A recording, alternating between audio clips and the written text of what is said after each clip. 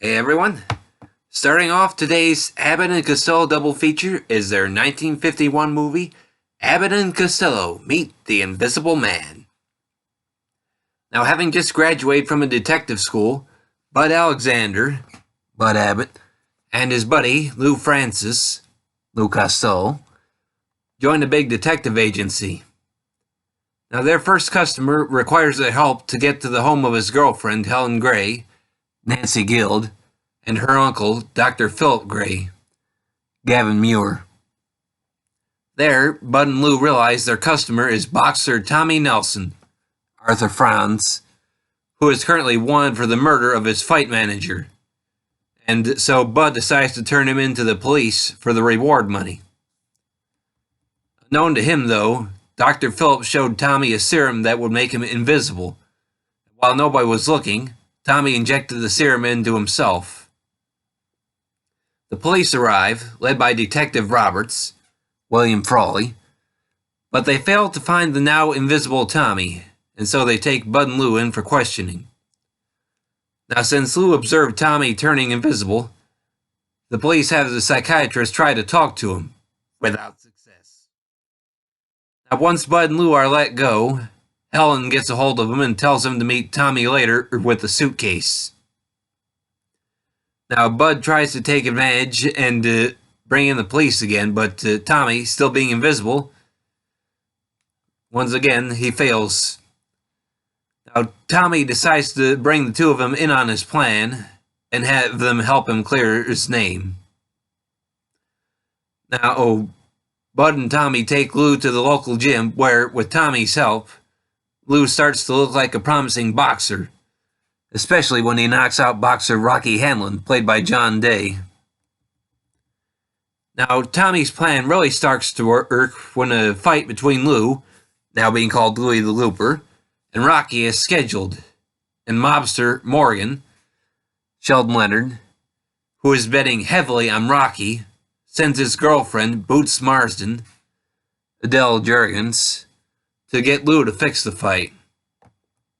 However, Tommy starts to get drunk and act a little crazy when celebrating, and so Dr. Gray tries to keep him strapped down. Meanwhile, Bud and Lou start to consider throwing the fight, but Tommy gets there and pushes Lou to fight. But can they win the fight and clear Tommy? Now, while Abbott and Costello Meet the Invisible Man is one of the better-known entries in their series of Abbott and Costello / monster movie mashups, that wasn't originally the intended plan. The film was conceived as another regular entry in the Invisible Man series. But after the success of, you guessed it, Abbott and Costello Meet Frankenstein, plans were changed to include Bud and Lou in this film.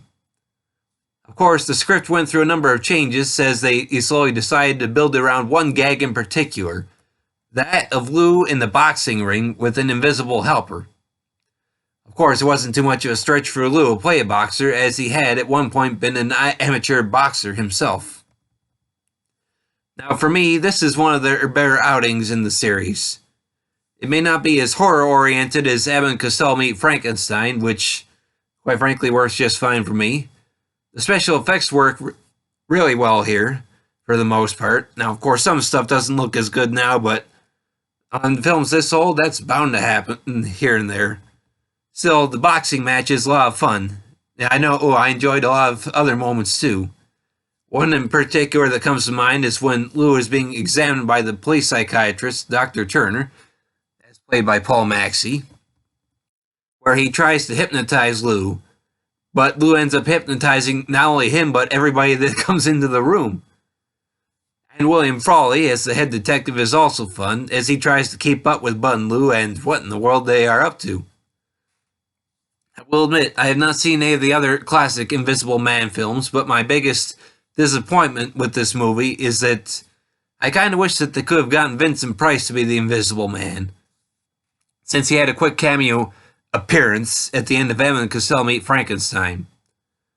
Now, don't get me wrong, Arthur Franz does a pretty good job here, and I really can't quite see the story that we got being the same if Vincent Price had done the movie, but it's still wishful thinking. Again, though, I enjoy seeing this movie every now and then, and I would easily recommend giving it a try. seeing it again and again and again after that. Now, this movie is available on Blu-ray either individually or as part of the Invisible Man collection from Universal Studios, or as part of the 28 film The Complete Abbott and Costello Universal Pictures collection from Shout Factory. And the movie is 1 hour and 22 minutes in length. Well, that should be all I have to say on this one, everybody, so thanks for listening, and I hope you'll keep tuning in for more.